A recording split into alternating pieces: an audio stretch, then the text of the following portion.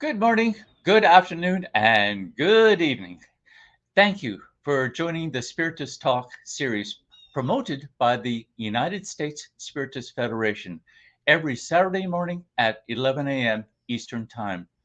I'm very happy to be here to host this talk by Yasco Aracava, who will be leading our live with the theme Spiritual Environment at Our Home. I would like to take a brief moment for two announcements. One is there is a new podcast like series called Psychology and Spirituality, a bridge to a better life, based on the works by Joanna De Angelis. There is a new episode every Friday.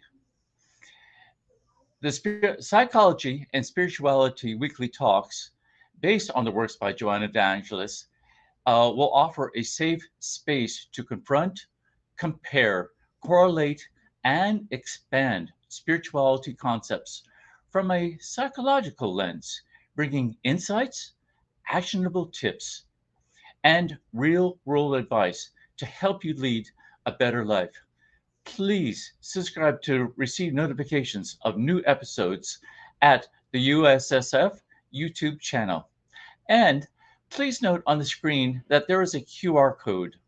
If you want to help the USSF produce more publications and promote Spiritism to everyone, scan the QR code on screen for your donation. Thank you. Now, back to Yasco Aracava. It is wonderful to have you with us today. Thank you. Together with everyone who is watching this live broadcast now, I want to give you a very warm welcome. It is so good to have you here to discuss spiritual environment at our home. And I am sure all of you are as eager to hear from Yasko. Before she starts to enlighten us in the next hour, please allow me to formally introduce her. Yasco Aracava, a biomedical researcher in the field of neuropharmacology, recently retired from the University of Maryland School of Medicine and is currently living in Santos, Brazil.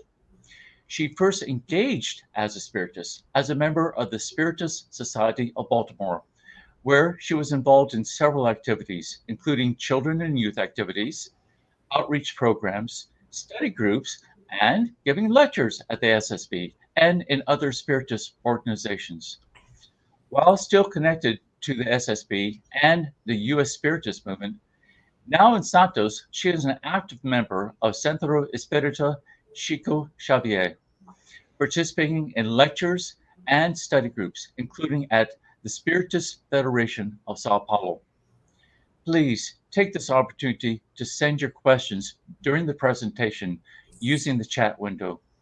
Yasko has reserved time to address your comments and questions once she concludes her presentation. And now, please welcome Yasko Arikawa. Hi, hello everyone, hello friends. Thank you, Bradley, for this warm introduction. Thank you, Tanya, for always inviting me. I'm so honored to be included in this talk series of US Spirits Federation. So today we're gonna talk about spiritual environment at our home. Let me say to you to expand a little bit this concept of a home. Start with home inside of us, home everywhere where we are, and we are engaging with other people, other human beings. Can be a workplace, can be in the street, etc. It's all the awareness that we have to have the whole time. So this theme I thought was very important because of this very tumultuous times that we are passing through. You know, we have we are bombarded by 24/7 news, usually bad news, with now the recent earthquake killing thousands of people in Turkey, Syria, you know. And then we hear about these nonsense wars. We still have hunger in some crucial parts in the world, which was supposed to be eliminated by now. And we still have to deal with these new variants of COVID. Should we stay inside, use masks, don't use, get gathered together, not? All this is so stressful. So, and what is important is that because we have this mediumship, either completely aware, how to say, opened or not, we sense, we exchange all this environment, energetic, vibrational energy. We are affected because as we are immersed in this ocean that we call the universal cosmic fluid.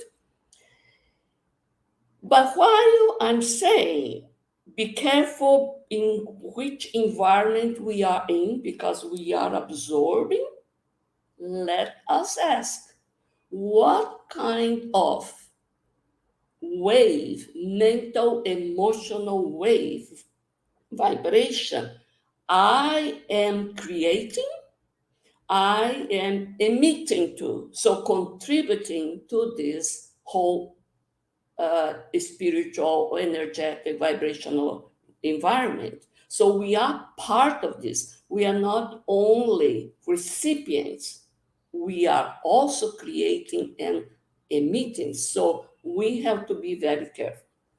So we have to consider why we are as humans so sensitive to this, so vulnerable to this ambience, to this spiritual magnetic ambience. Is there something that makes us distinguish ourselves to other animals? Well, we know that all this, we have to know why, what we are, because we know that this all what we are sensing reverberates in some illness, some disorders. It can be very physical, not only psychological, neurological, but can be very physical. You who didn't notice some joint pain, a stomach ache, headache, migraine after some stressful incident. It can be even more serious. It can be a cardiorespiratory problem, arrest, even with very serious consequences, even be fatal. So we have to be always aware what we are, what makes me so, what touches me more, what makes me more vulnerable, and also what I do to others. Consider that the other one is also a human being, sensitive as I am, vulnerable as I am, imperfect as I am. Okay, so let me see here. Let me pass the. If you see here, we're gonna touch a little bit about mirror neurons. That is more science behind why we are so. I think it's going too fast. Let me go back here. Is it? Okay, next. Okay, so we ask, are humans built in to create, to receive, and transmit mental emotional waves? Those mental emotional waves, like we say, is made of ideas and emotions. How did humans got so much in this situation? We're gonna say sometimes it's good, sometimes is kind of bad in a sense that can create problems to us. Well, this is all due to what we call physical and mental evolution, especially of our species called Homo sapiens. Homo sapiens, very clearly, when we reach this stage of evolution, we are equipped, we are like an individualized spirit, equipped with the capability of continuous thought. So, mental activity, ideas, thought is made by ideas and emotions, like I said. We are also equipped, we start to be more and more equipped with the memory stage.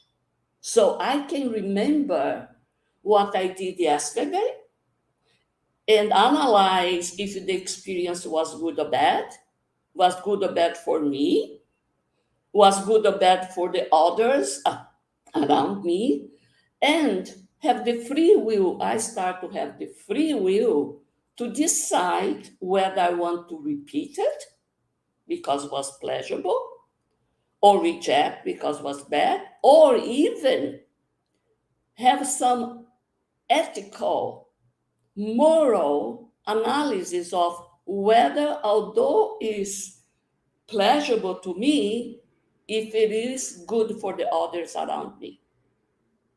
Okay. All of this is evolving in what we call social cultural evolution. And from that, we learning, we transmit all the information that we gathered and pass to others, to the ones that are with us in the group or to our offsprings. And so we start to construct what we call our social cultural identity.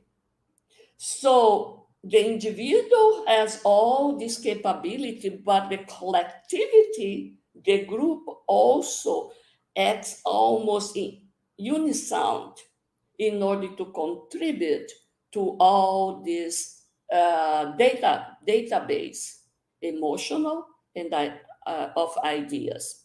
Okay. So if you see here to the right, Homo sapiens appears 200,000, some says almost 500,000 years ago, depends how we started to find the fossil, how much older we were sapiens, etc. However, the things start to be very bulky in terms of socialization and exchange of this mental, emotional vibration, not only information, but vibration. When we start to really gather, settle in groups. And that happens only like 10,000, 12,000 years ago. How? When people that were before just a hunter, like I say, hunter-gatherer nomads, we began to settle down in this region we call Fertile Crescent, which is the region of Mesopotamia between the two rivers, Euphrates and Tiber, which was a fertile place together with the Nile, and where they start to develop agriculture and to breed, to raise the cattle. So the main driving force was always food to survive. So as a nomad, they're gonna hunt what is found, you're gonna gather what the seed, whatever is in the ground. However, once you settle, you have to have ability to now raise agriculturally some food. And now it starts the problem, because I, with my still imperfect, as an imperfect spirit, I start to build up my selfishness, my group, only for my group, only for my family. Let's see if the neighbor group don't come to steal my food. And they're also thinking the same way. So there it starts already these problems of wars, killing others, and we know the end of this is still hanging to this day. Let me see. Okay, so let's see. There is another thing that we have to think about, which is very amazing about that will affect the rate of our social cultural evolution while we speed up our evolution. Well, animals like giraffe, horses, as soon as they are born, the mother kicks them to stand up and run. That doesn't happen to human babies. We all know. Human babies are born so helpless. If there is no mother, no caregivers around, like we see in this, giving all the food, taking care, this baby will perish in the first years, up to even 5, 6 years. If there is no this physical care, our babies would have perished.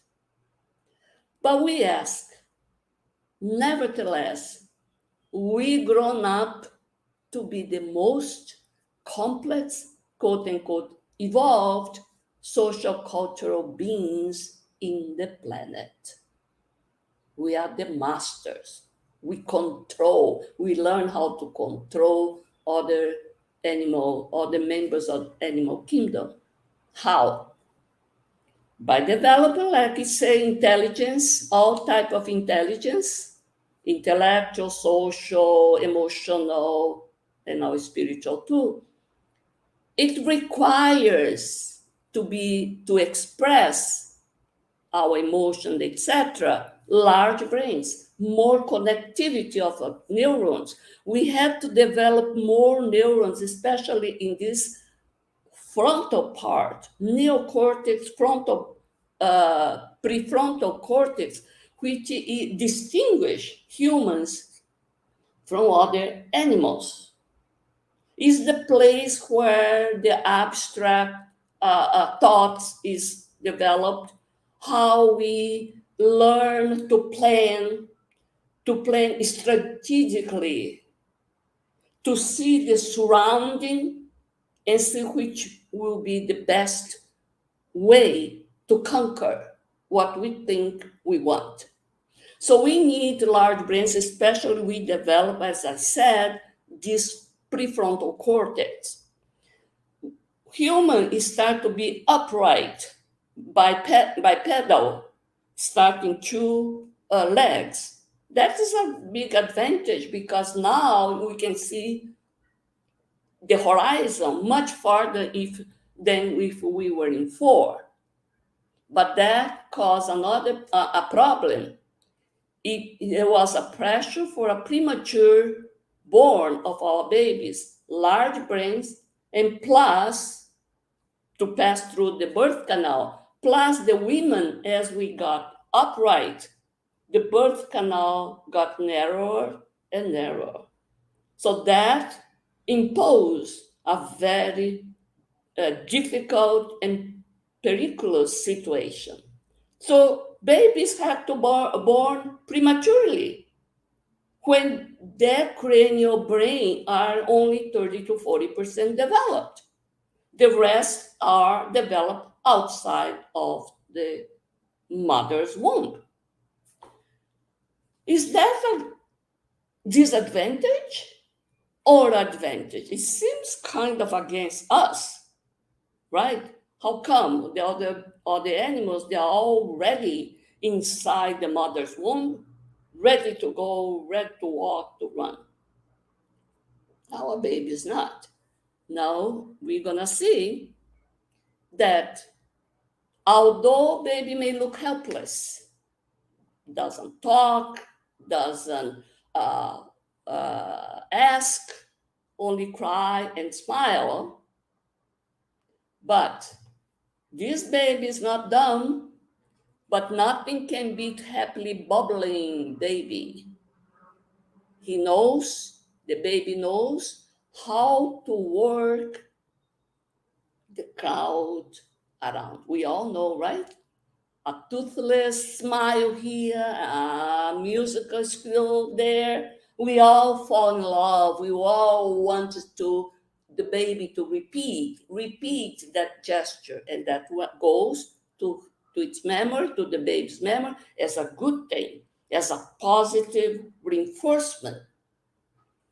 This primatologist, Sarah Bluffer Hardy, says the extraordinary social skill of an infant are at the heart of what makes us human, through its ability to solicit and secure the attentive care, not just of its mother, but the many others around. The baby promotes many of the behaviors and emotions that we prize in ourselves and that often distinguish us from the other animals, including a willingness to share, to cooperate with strangers.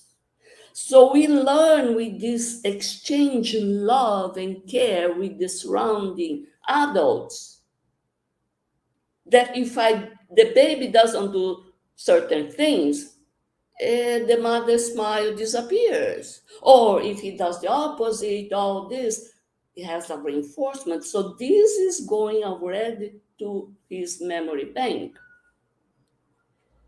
Also, helpless babies need a smarter moms and caregivers. So mothers, like you say, if the baby, you guys that were parents know that you have to try to decide to see what the baby wants. Is this cry for pain? Is this cry just to get attention? Is this cry what?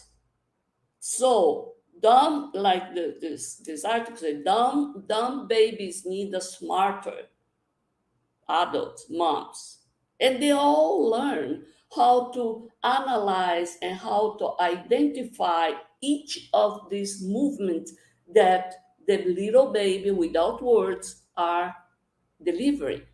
So needs some smart mom. So let's see the. So let's recapitulate. So we are born helpless, premature, and 6 to 7% is developed outside of mother's uterus. In contact with the social environment, social emotional environment. So this is what is making humans different from the other animals, mammals, that they are already complete printout. There is no place for improvement. While the baby having only 30 to 40%, the rest it can complete, add to these places with any new information, any new learning. So they're very like a sponge. There is some holes that can be completed in the interaction with the other adults. But there is another thing that is very interesting for this fast social cultural evolution. It's called mirror neurons. These mirror neurons were first discovered by this Italian neuroscientist Giacomo Risolati in Parma, Italy, 1996. They all knew, they were doing experiments, they all knew that when the monkey would grab a banana and eat, this motor action activates some motor neurons in some place in the frontal cortex. That was known. But then the interesting thing that happens is that one of the researchers entering the room, grabbing a banana, peeling the banana and eating it. And the monkey only saw it, but the same neurons fired. So no matter you do the action or you see somebody else doing the action, your brain reacts, respond. Imagine how powerful this mechanism of learning is. So mirror neurons are what enable humans to spread knowledge so quickly and effortlessly. So if a baby see the mother doing this or that, it doesn't need the baby to do it. Only looking the reaction, looking the action, the baby is learning. His mirror neurons are firing, and then the learning occurs very quickly. So it's called the imitation. It's very powerful, this capability to imitate skills. You imitate complex skills, and very quickly that knowledge is spread, and is the basis of our civilization, the social cultural basis of our civilization. Mirror neurons allow us to grasp the minds and the intentions of others by feeling, not thinking. Mirror neurons are the neurons for our capability to express empathy.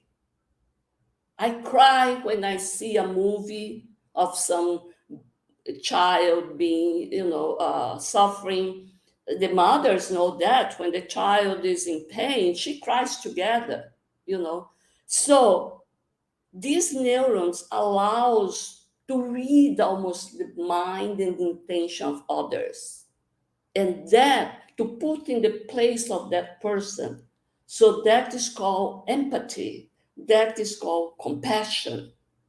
So we have this, we are hardwired with this in the way to be empathetic, compassionate, to learn very quickly, just watching the surrounding. So here you have the mirror neurons are involved in this emotional contagion. One start to be happy, the other group is happy. One start to be down, everybody gets to be down and sad. Yawning also, I start to yawn and every group start. The baby learns with the mother doing this, or between the two babies, compassion. And also, I'm not going to talk about that mirror neuron therapy, the mirror therapy in stroke rehabilitation, in this fountain pain, like limb pain, etc., is used the activation of mirror neurons. Okay. So let's see what we have to watch and be careful, be vigilant. So the smile to the right, I have a beautiful baby. The smile is so contagious, like we saw. Mirror neurons is behind the emotional contagion. So I see a baby smiling, I almost want to smile. But if it cries of pain, I also suffer the pain through mirror neurons. So we are transmitting our emotions and action wherever we go. So best we are transmitting the right ones. So best know that we are transmitting the right wave, the right emotions. So we say, watching a sporting or a political event, we may feel exhilarated or drained after the event. Who doesn't feel that? If you even, mostly if your team lost, or you got kind of stressed there, cheering with your sport team, or in a demonstration, political demonstration, we know what happened. We get contagiated. In the end, we don't know. I did that. I was there also breaking all these things.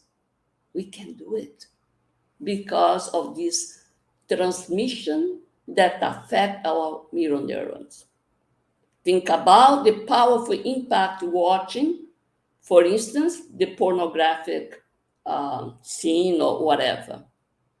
As I said, mirror neurons ignite.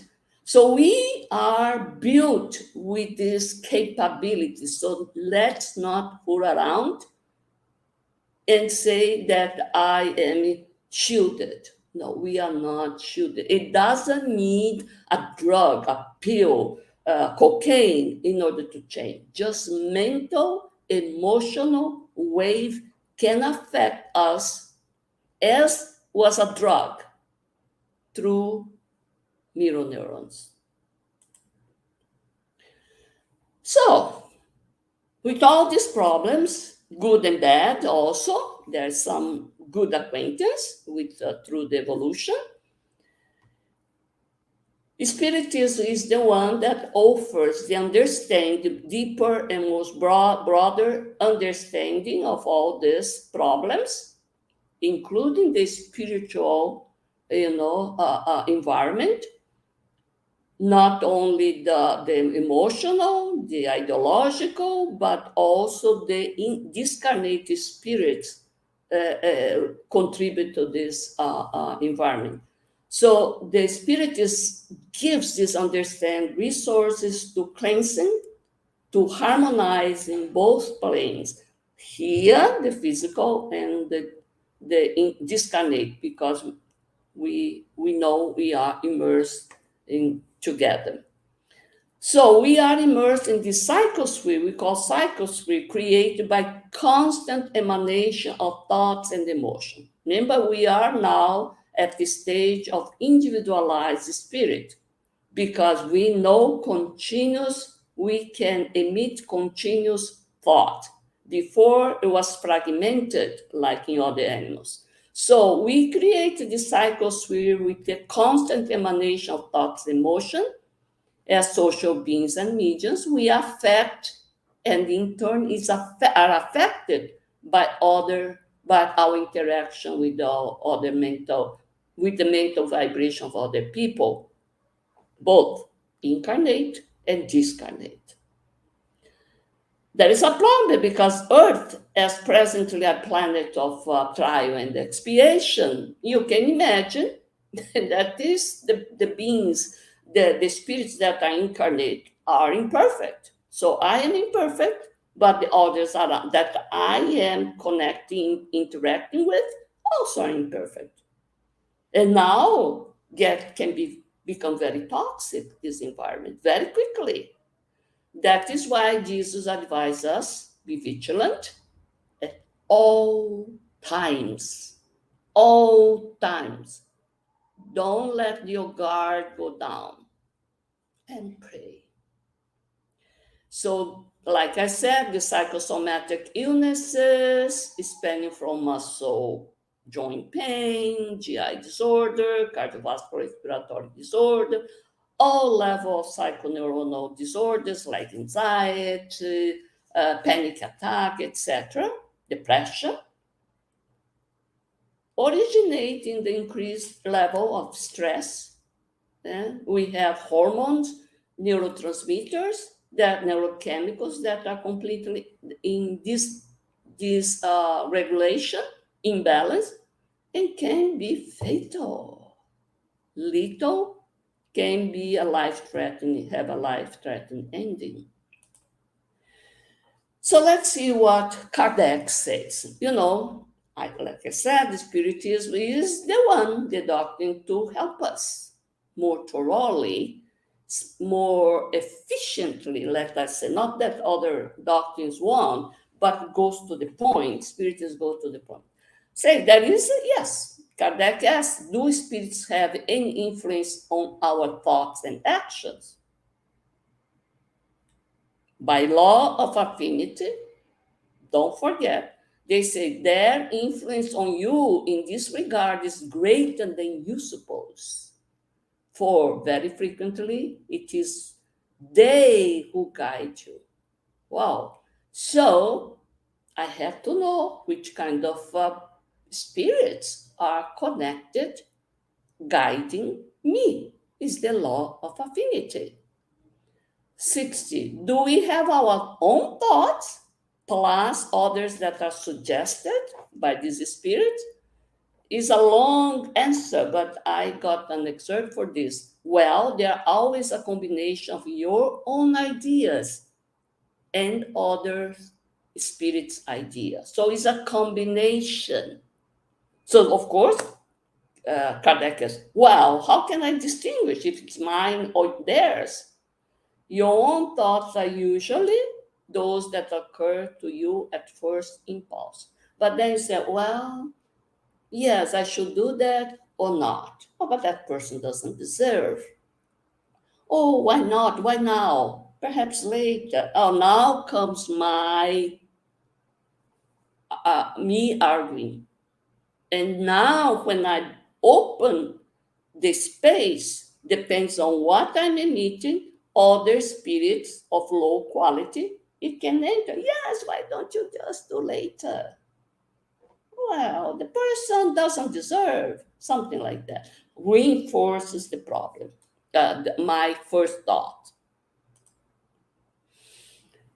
So, in order for me to be aware of all this, like, because we are surrounded, we are in an environment that can be very complex, harmful, sometimes even toxic. And Jesus said, look, be vigilant. But sometimes, this is a learning process. I cannot suddenly be totally vigilant and change myself. So I have to start to transform myself inside, have an inner reform, inner transformation, a sad person to a very, nice, happy person. Paul of Tarsus in Romans 12, chapter 12, verse 2 said that, do not be conformed to this world. Don't just stay in the same issue, same issue. But be transformed by the renewing of your mind.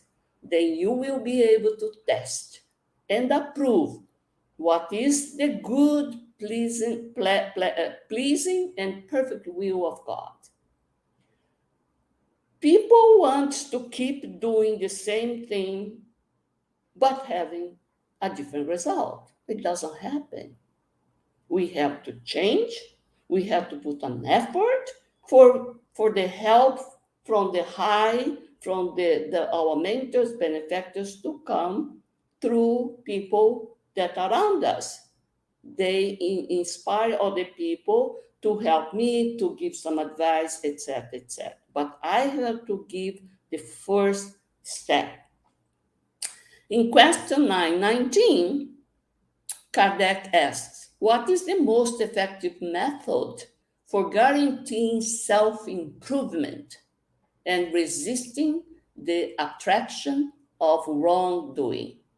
So for my inner transformation, for my self-improvement, the philosopher of antiquity once said, know thyself.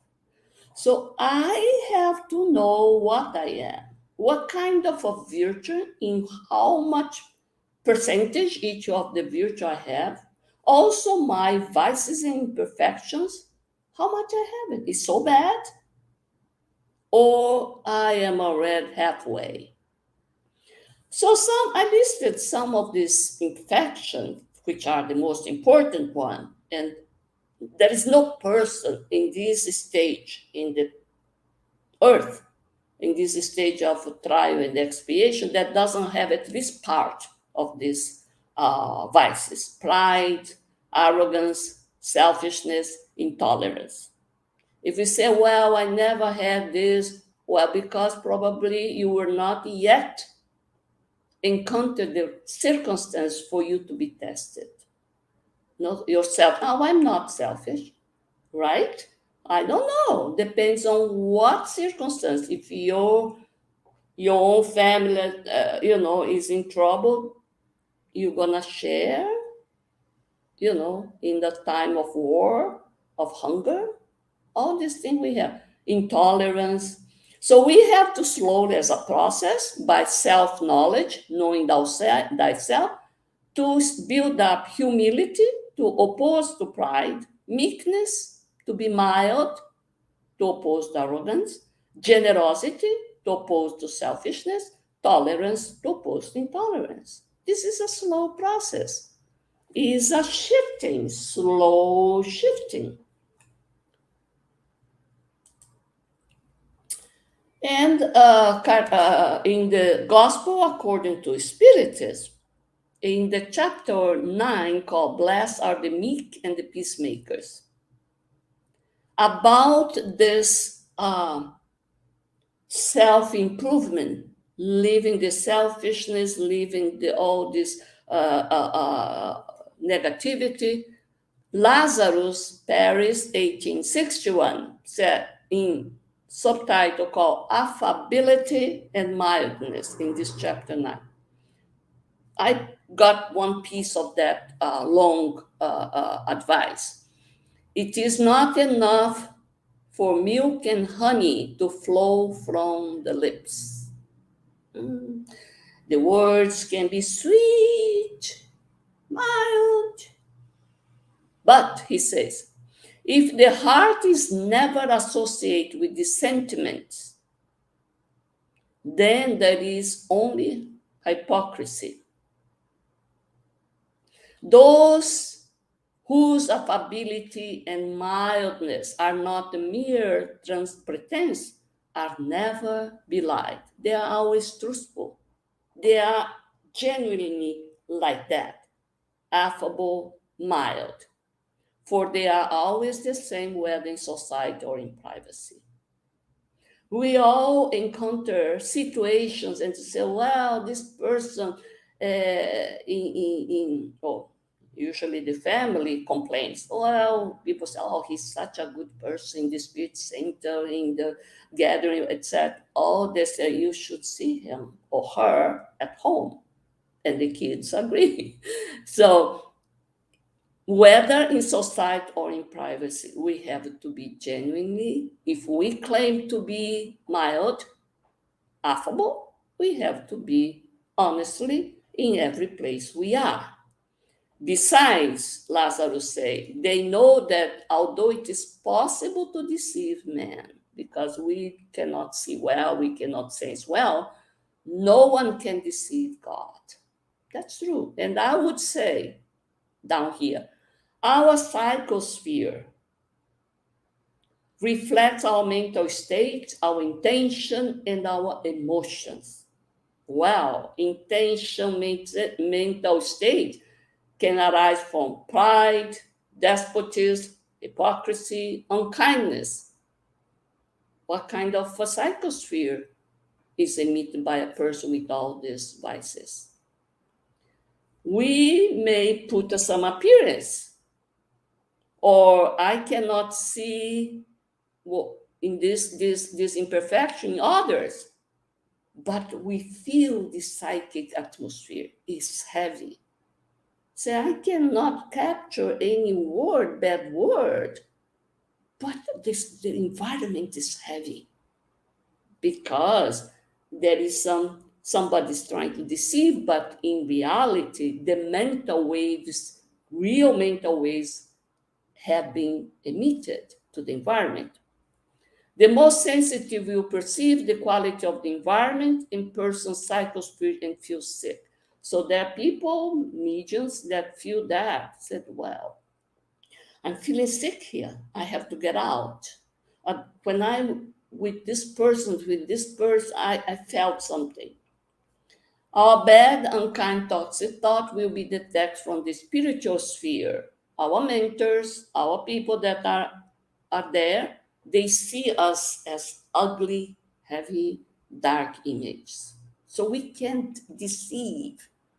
We deceive all the fellows because we are incarnating this heavy garment that we don't see much beyond our visual field, but not our psychosphere on those that can read it, can sense. So let's make one test. We know that optimistic person emit some kind of nice, pleasant wave, vibration. And the pessimistic person, the opposite, bad, hurtful, dark. So, because we cannot deceive what you are, we emanate the quality, what we emanate is what we are. If I'm optimistic, I cannot, pessimistic, I can say, oh, I am optimistic. No, because if I am pessimistic, is what is emanating. Is the thing of half glass empty, half glass full, and how I deal with these situations, badly or in a very, nice way, even with some humor. So they say that optimism is always is more due to left brain, and the pessimist to the right brain. So we have to have this balance,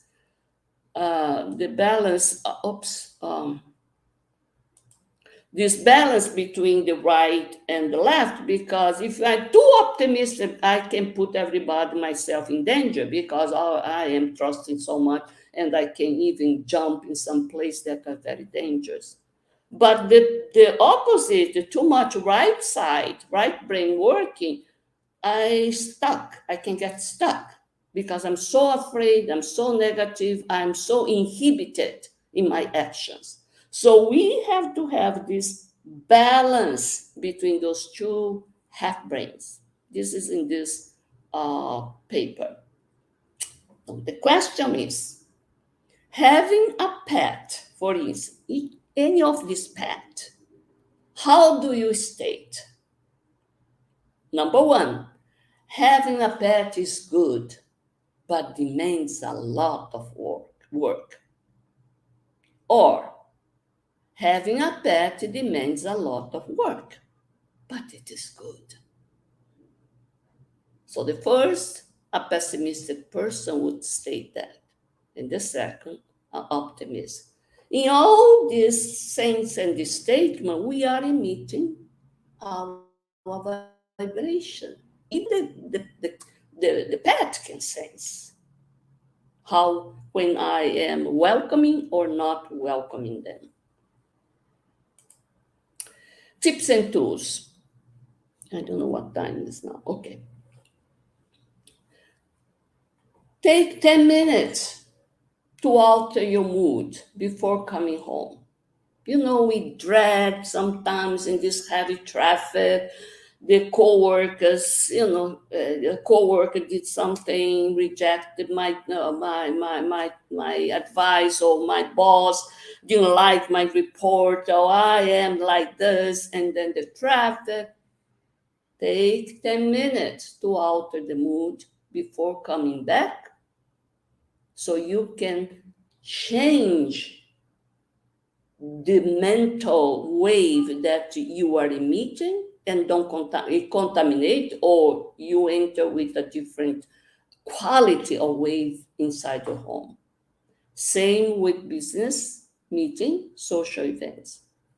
Be watchful and conscientiously you choose that's what surrounds you. Visual, audio stimuli, type of music, type of sounds, programs that we watch, people that are around us. Wording conversation. Watch for wording. There are people that, get so harsh, but while a nice, welcoming, understanding change completely the environment of that household. Learn how not to engage in fruitless or even risky discussion. Don't engage in someone else's problem if that doesn't, you cannot help it. Try to discern what is yours and others' life challenges. Sometimes we want to solve somebody else's problem. We want the other person to evolve. Well, that doesn't work like this. So this exactly, learn not to engage. I got this uh, piece of advice, or at least advice of the protocol that Kardec used for himself. That is called, in the case of Spiritist controversy, is in the Spirits Review 1858, November issue. At that time of Kardec, he was surrounded. He was almost, how to say, is almost a violent attack by people that want to raise controversy about this new doctrine, the way he's conducting or whatever. So he says about this: we believe that in certain cases, silence is the best answer. For us too, sometimes silence is the best answer. Why enter in the controversy? Furthermore, there is a kind of controversy from which we normally abstain. We don't get involved. The one that can degenerate into personal attacks. Well, this happens a lot among us in this stage that we are now in this planet. It goes all to personal level.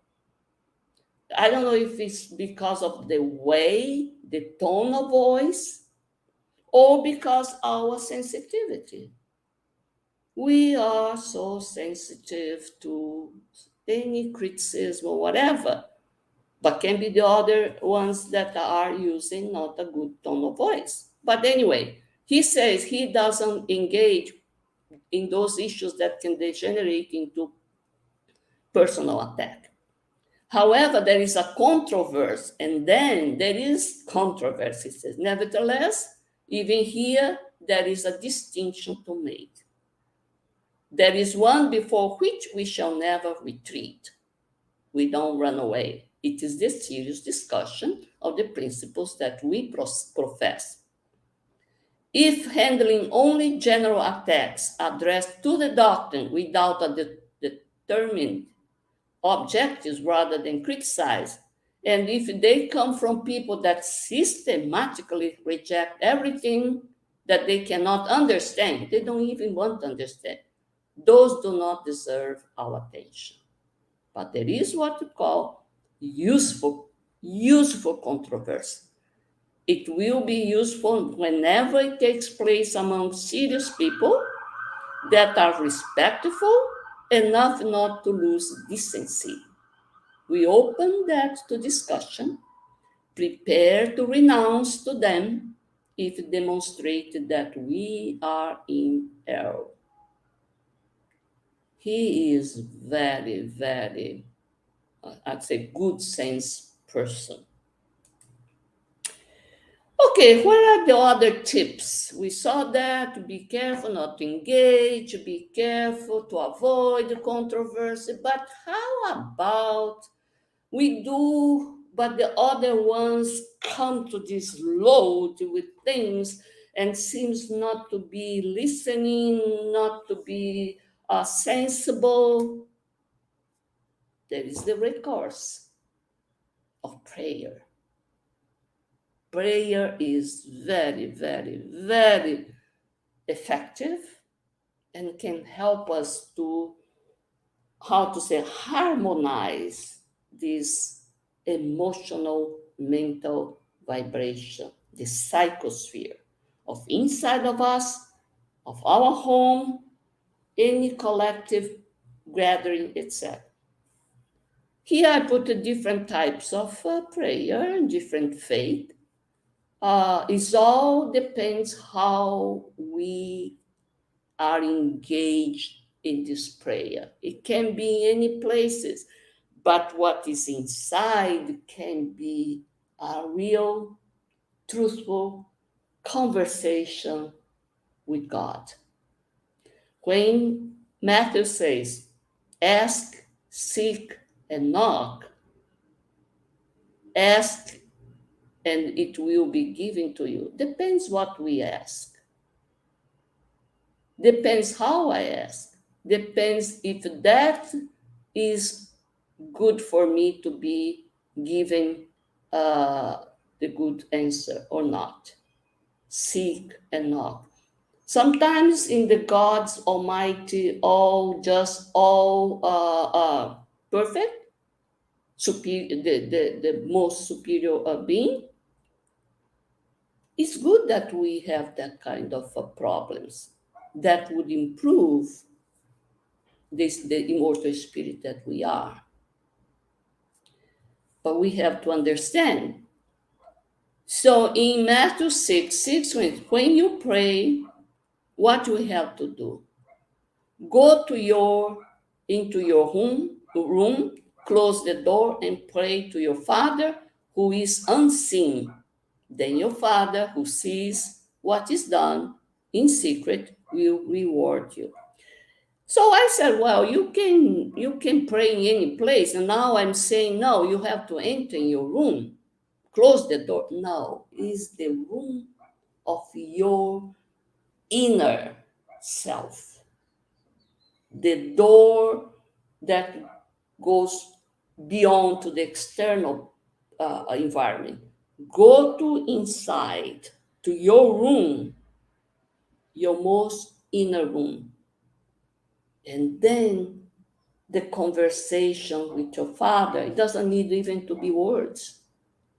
Doesn't need words. It's just mind, vibration, emission to God. And with the silence, I can hear the response. I cannot keep bubbling. No, I can stay in silence in order to hear the answer, right?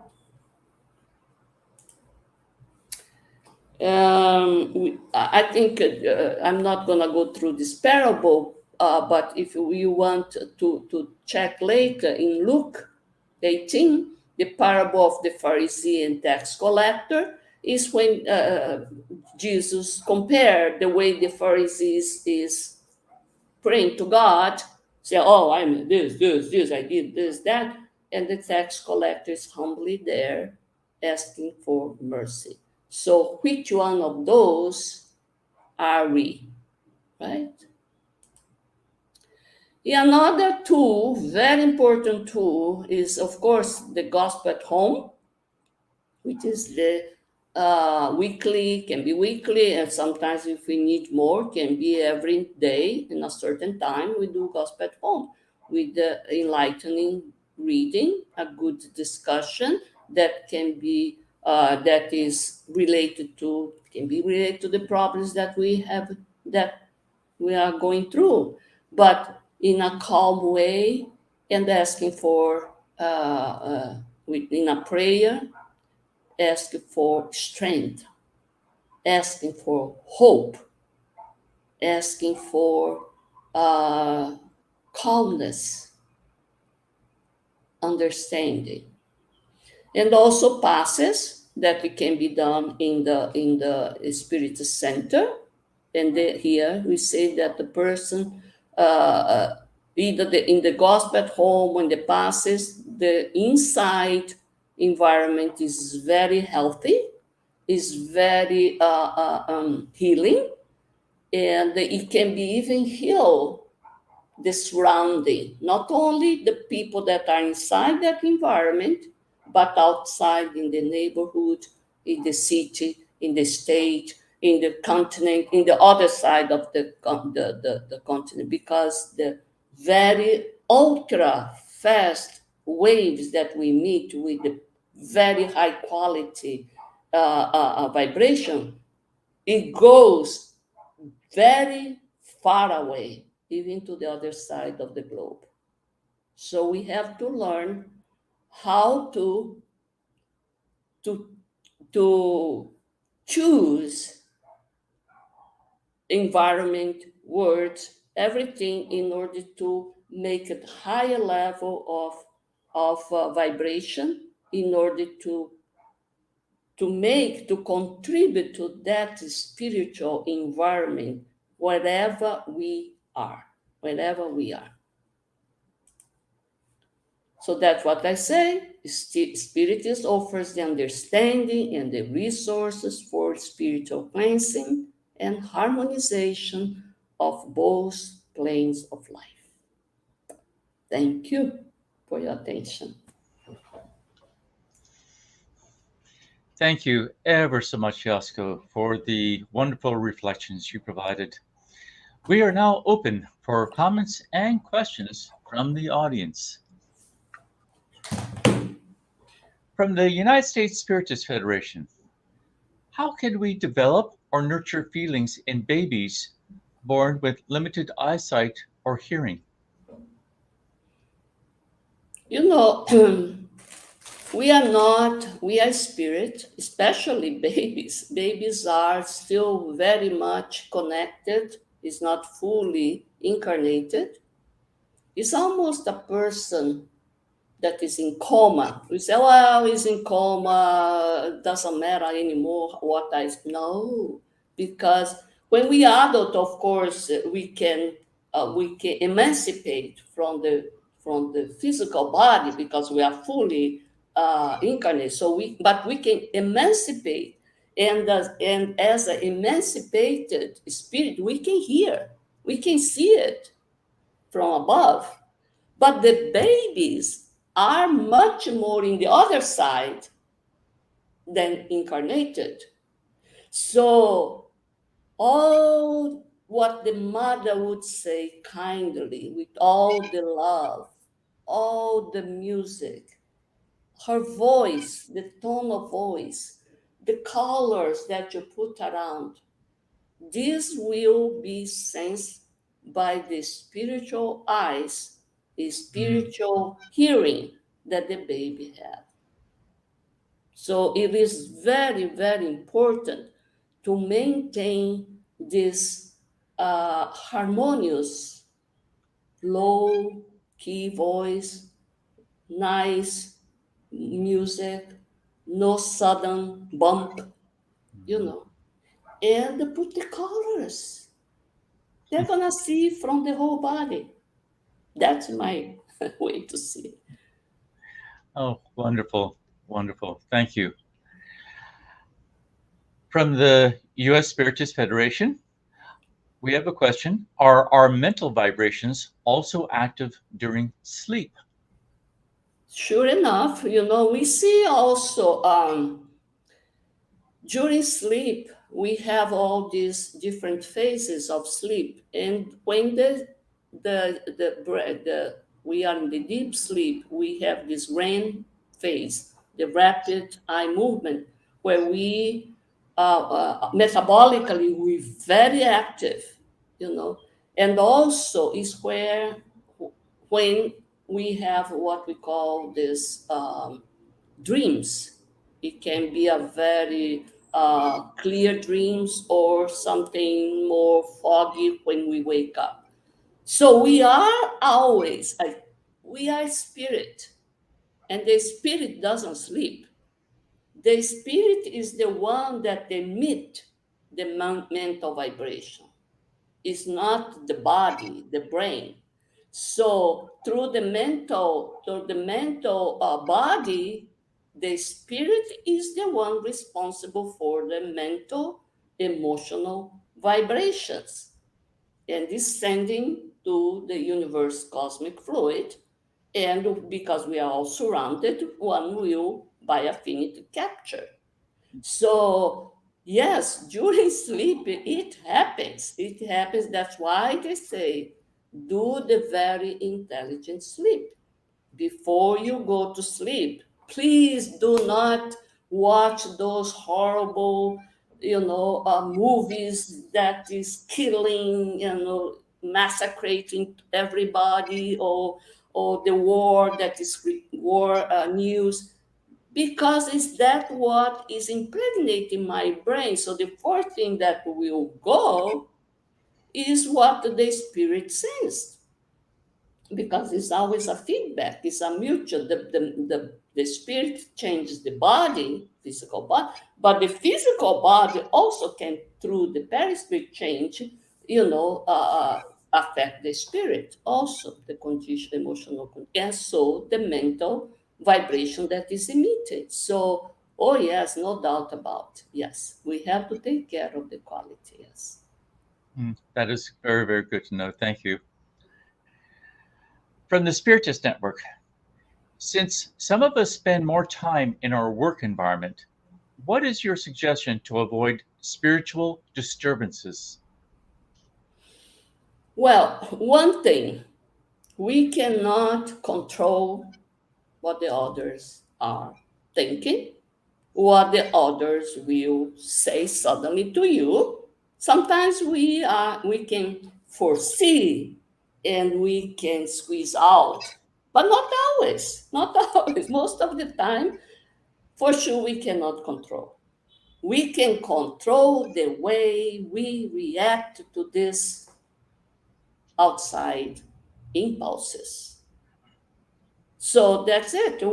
That is a difficult thing, because the first thing we say, how come this person is coming to me? Well, there is no things on how come this is not just or whatever. No, because I'm going to be the one to suffer. So better not to come and ask for justice when they not the justice won't come. It's me that have to be shielding myself, but for that I have to know myself to see, well, I have a sore spot. I may be shielded for some kind of insult, but not to others. Well, we have to be aware what kind of insult, in what kind of circumstance is the triggering point. But only I will know. I may be calm in many circumstances, but that one, if they step in that sore point, I will become, like we say, an animal. No, so know thyself is very important. Be humble that we cannot change others, only can change ourselves. The way I react. So if I know myself, in split of second, I foresee the problem coming. So I already, either mentally, I pray, please God. We always do this, without even expressing the words. Oh, please give me some calmness or something. We do, we almost not conscientiously, you know. And although we inside, because sometimes we cannot control that, but we put at least some half smile and don't emit those words. And be careful the way you look at, because the person senses inside of you through the way you look. If it's a kind look, the look that is saying, I understand you. So what can I do for you? Or how come? What's your problem? Something like that. So, but we're not always with a mirror in front to see, oh yes, you have those words, those eyes. No, no. It's the other one that will see me. So, Mm, but it's an awareness. I have to know myself, my sore point, my vulnerability, and then shield. And shielding, if I can even help someone in that circumstance, say, what can I do? Oh, I understand. Something like that, so be understanding is better, but it's a practice. Yeah. Uh, Good thoughts and suggestions. Thank you for those.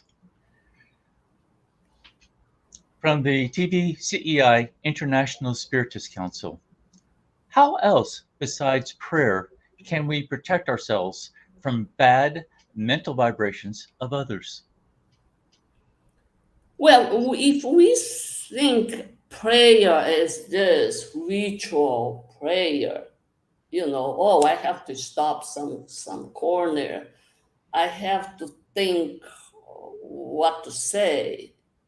Of course, it seems too limited because sometimes the circumstance doesn't allow me. I'm driving.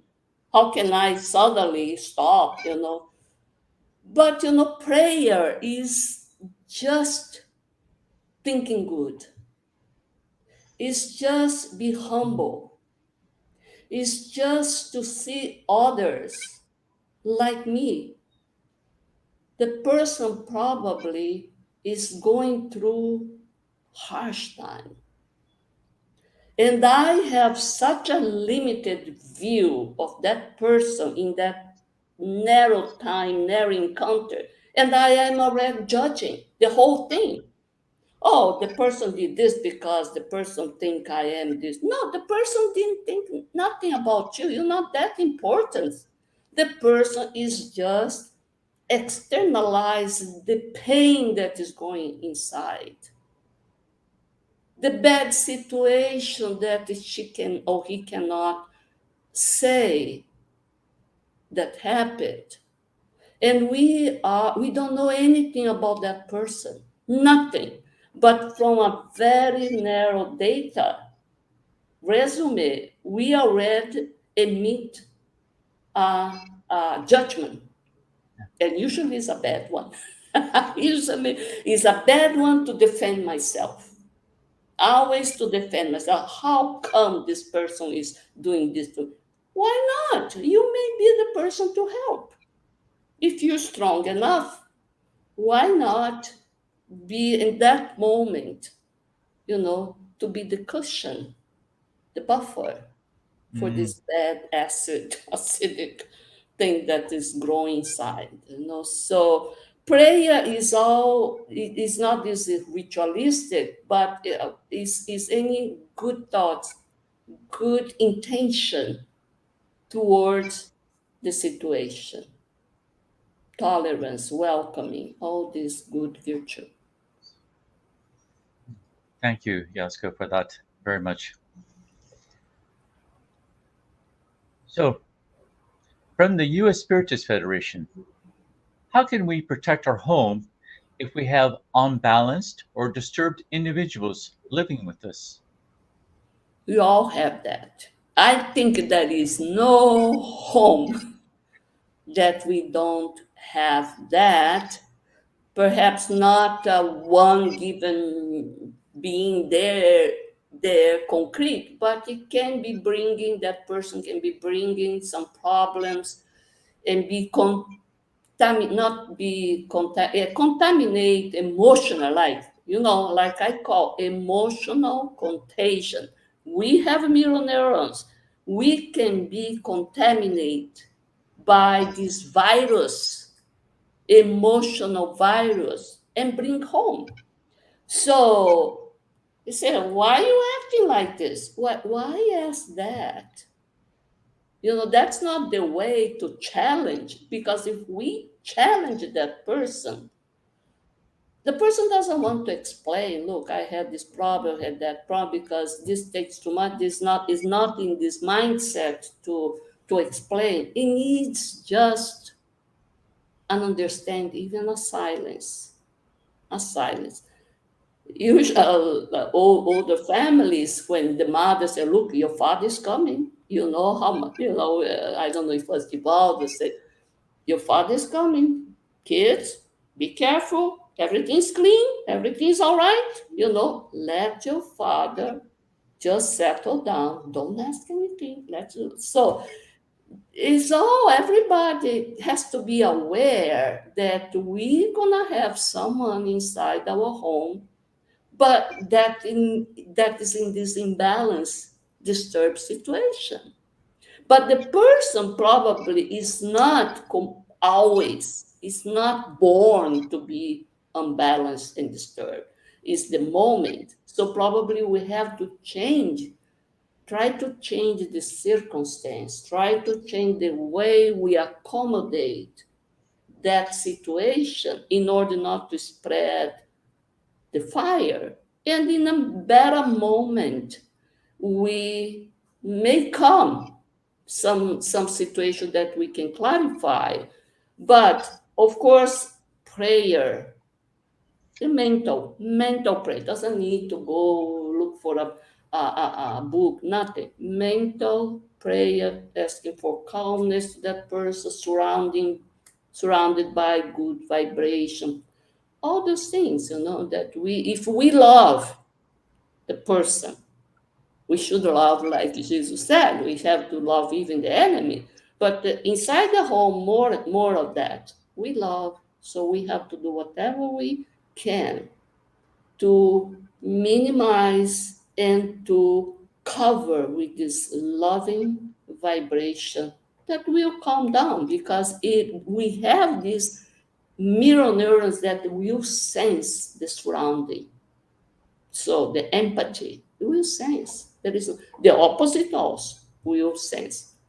They are there to alert.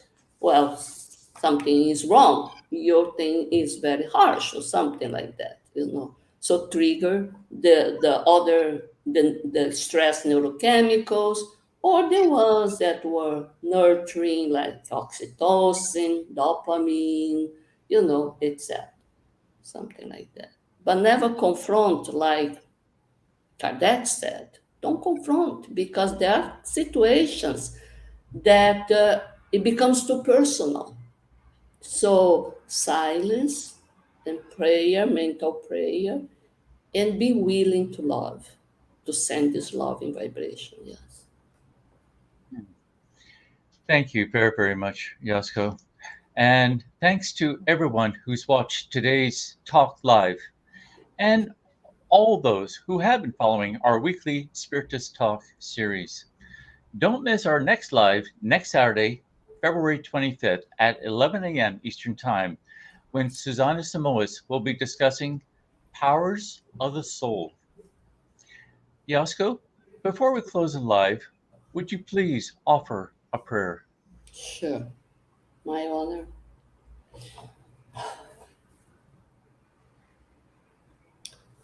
So let's prepare ourselves, calming down, trying to visualize beautiful, harmonious landscape, music, in order to prepare to talk to God,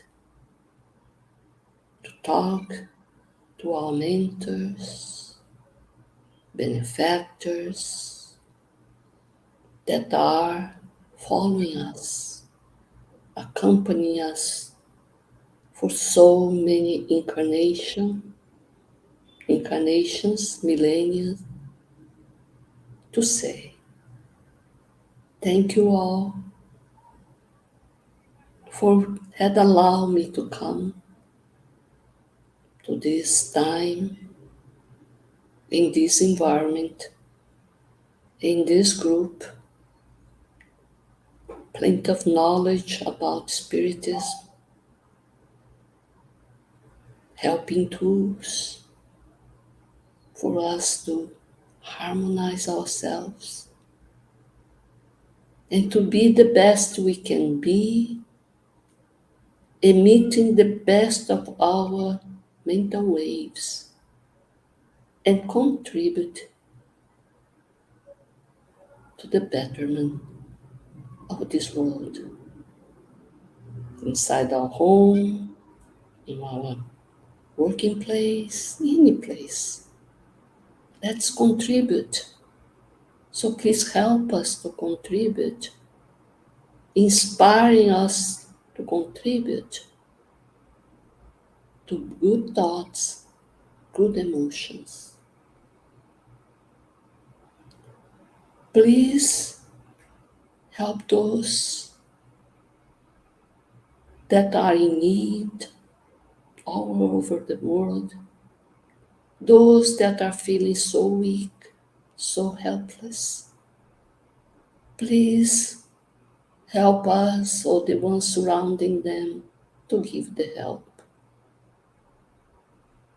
Please give the strength to the mothers that are now crying for their babies, to the child that is crying for their parents.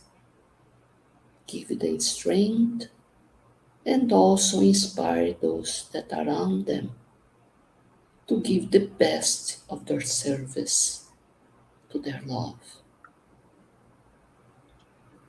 Continue to be with us, so for us to steadily go to our journey in this planet Earth with the help of our friends incarnated and also all the team of the discarnated spirit. Thank you for everything, and so be it.